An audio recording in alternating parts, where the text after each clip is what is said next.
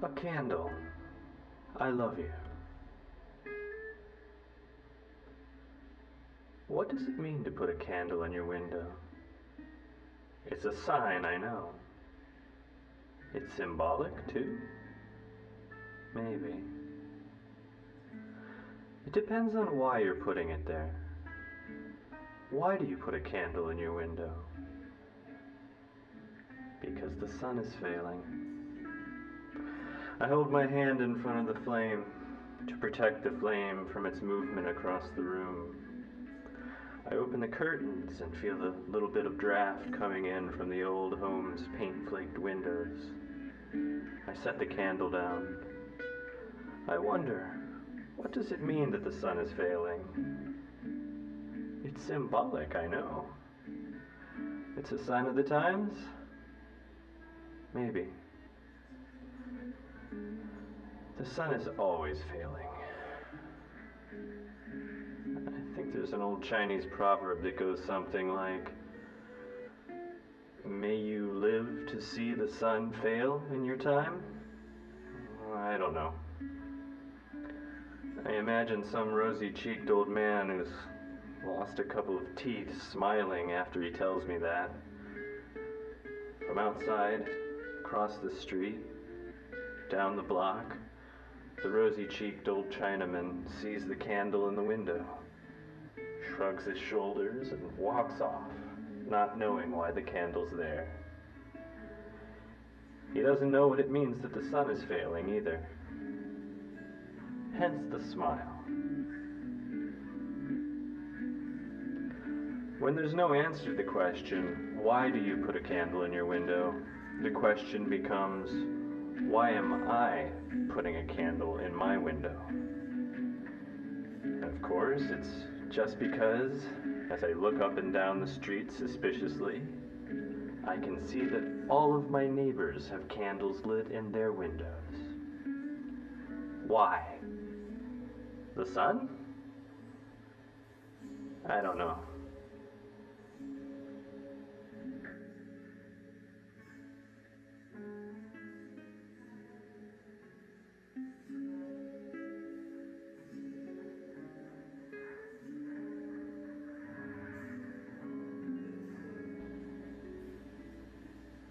I was at the office when I got the news that the sun was failing.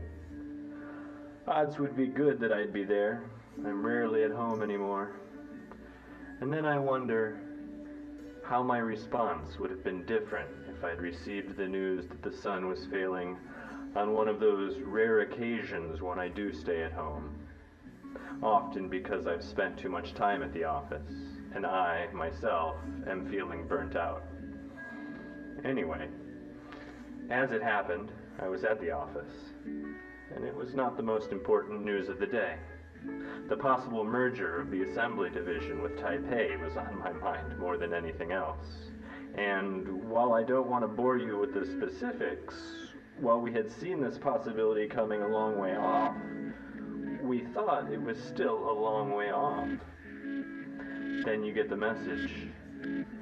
BTW, FYI, reason, failure of sun, as of noon tomorrow. Obviously, that goes to the bottom of the pile, until you can figure all this Taipei business out. And we did, for the most part. We avoided the merger, for now. The sun is failing tomorrow, noon, Clara had to remind me at the end of the day. We were the only two left in the office. And I love you, she said. I looked at her like she just read me a Chinese proverb. Really, she said.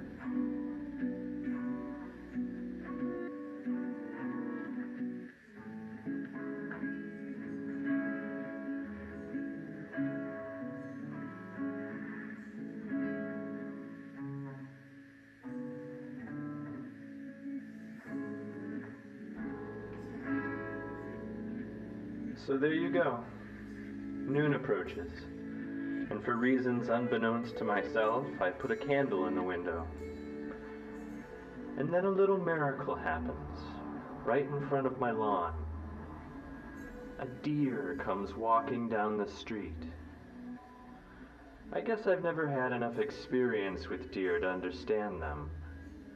I guess you see them as a kid at the petting zoo, but that's been a long time, and I haven't gone back. I mean, every once in a while you see them on the side of the road or something like that. But they're really shy. Or dead. The deer's black nose guides its skittish sense of direction down the sidewalk toward my door. I watch it as it walks daintily, slowly, but surely. I don't think it sees me, standing in the window. The deer's focus is intent on my door.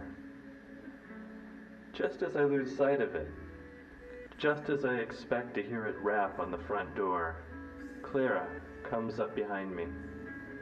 She presses her body against mine. I wrap my large hand around her delicate fist in my chest, and I hide her nakedness within the thin curtains. About noon now, I say. I feel her nod her head against my back. I wonder briefly if she is scared. I am not until I hear the doorbell ring. I turn to look through the wall at who might be there, but I cannot see who it is. I realize that I cannot see anything. The sun has failed. The sun has failed, and the candle in the window will burn down. But that's a long way off.